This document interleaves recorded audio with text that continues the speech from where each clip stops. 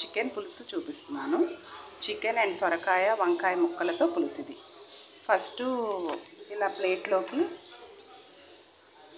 ఆనపకాయ pieces cut చేసుకొని ఆయిల్లో ఫ్రై చేసి పెట్టుకోవాలి. అలాగే చికెన్ కూడా కొంచెం విత్ బోన్లెస్ కాదు, విత్ బోన్తో ఉన్న చికెన్ని ఫ్రై చేసి పెట్టుకోవాలి. అట్లానే వంకాయ పీసెస్ని కూడా ఇట్లా కట్ చేసి పెట్టుకొని ఫ్రై చేసి పెట్టుకోవాలి ఆయిల్లో.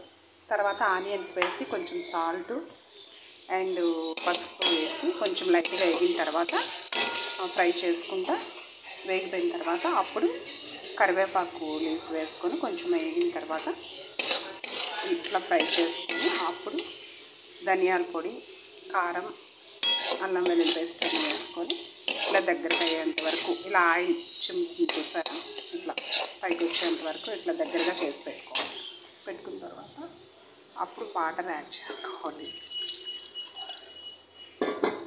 బాయిల్ అవుతున్నప్పుడు ఈ పీసెస్ని ఇందులో వేసేసేయాలి.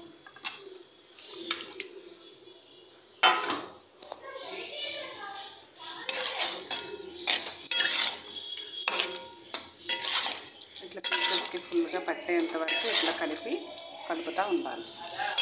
కలుపుతూ ఉన్న తర్వాత కొంచెం మరుగు పట్టిన తర్వాత అప్పుడు ఇవన్నీ ముక్కలకు బాగా పట్టిన తర్వాత అప్పుడు చింతపండు ఇలా నేను పేస్ట్ చేసి పెట్టుకున్నాను కదా, ఈ చింతపండు పేస్ట్ని ఒక 2 స్పూన్లు ఏమో 3 స్పూన్స్ లేదా 2 స్పూన్స్ ఆ 3 స్పూన్స్ యాడ్ చేసుకోవాలి. యాడ్ చేసుకొని దగ్గరకు అయిన తర్వాత ఆఫ్ చేసేసుకోవాలి.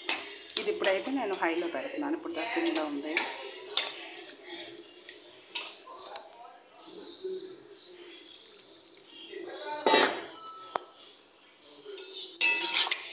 ఇదండి చికెన్ ఆనపకాయ అండ్ వంకాయ పులుసు.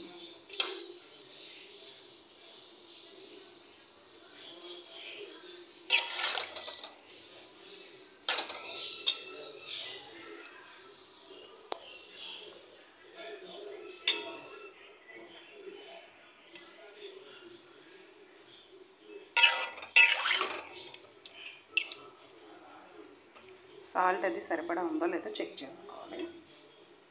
లాస్ట్లో దింపే ముందు సరిపోకపోతే కొంచెం సాల్ట్ యాడ్ చేసుకోవాలి. కారం కానీ సాల్ట్ కానీ లైట్గా మసాలా పౌడర్ యాడ్ చేసుకుని బాగానే ఉంటుంది. లేదు మనకి మసాలా పౌడర్ యాడ్ చేసుకోమనుకున్నా ఓకే, ధనియా పౌడర్ ఉంటుంది కాబట్టి నేను లైట్గా మసాలా పౌడర్ యాడ్ చేస్తాను.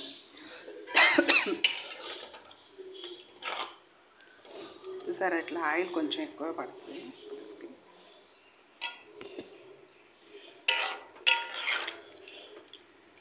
ఆయిల్ మీకు కనిపిస్తూ ఉంది, ఇది కొంచెం దగ్గరికి అయ్యి ఆయిల్ పైకి ఇది వస్తుంది. ముక్కకు పట్టిన తర్వాత కొంచెం బాయిల్ అయిన తర్వాత అప్పుడు చింతపండు పేస్ట్ వేసుకొని దగ్గరికి అయిన తర్వాత ఆఫ్ చేసేసుకోవడమే. ఇదే చికెన్ పులుసు.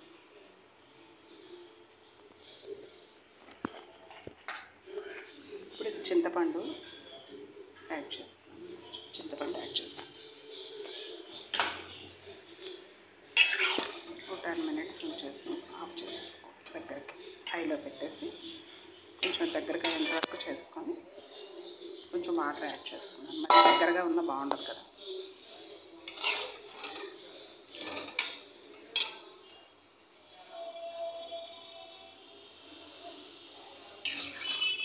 ఈ చింతపండు పేస్ట్ ఎప్పటికప్పుడు ఇలా చేసి పెట్టేసుకుంటే ఫ్రిడ్జ్లో స్టోర్ చేసుకుంటే ఇంతకుముందు వీడియోలో కూడా చెప్పాను.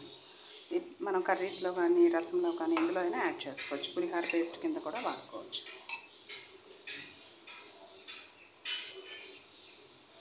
మీకు నా వీడియో నచ్చినట్టయితే నా ఛానల్ సబ్స్క్రైబ్ చేసి లైక్ చేసి షేర్ చేయండి. ఓకేనా ఫ్రెండ్స్, బాయ్. మళ్ళీ ఒక మంచి వీడియోతో నేను ముందుకు వస్తాను. ఇది ఒక 5 మినిట్స్ ఉంచేసుకొని ఇట్లా దగ్గరికి మరుగు పడుతుంది కదా, ఇట్లా అయిన తర్వాత 5 మినిట్స్లో మనం ఆఫ్ చేసేస్తాం.